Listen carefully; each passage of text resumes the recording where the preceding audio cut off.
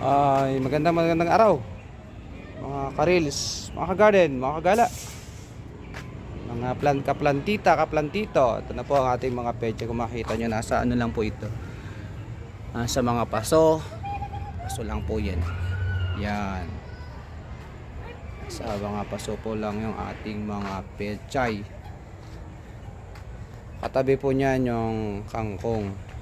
Yan, so natalbosan na kasi yan. So tawag natin dyan ay container gardening. Yan. Sa mga limited ang space, pwede nyo pong gawin to at gayahin. Ayan po naman ay mga timba. May kasama rin paso. Timba. Ayan. So dito naman po ay mga pechay. Ayan po. Puro pechay po yan. Ito naman, pataba namin. Yan yung organic fertilizer, kakawate. Ayan po yung kakawate. Pinutulan na natin. So makita nyo naman, no? Ito, nasa paso lang din. Yan, paso, timba. Yan po. Mga mustasa naman to.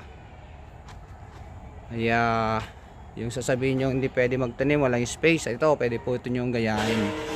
Mga ano po ito. Mga nasa timba lang. Yan.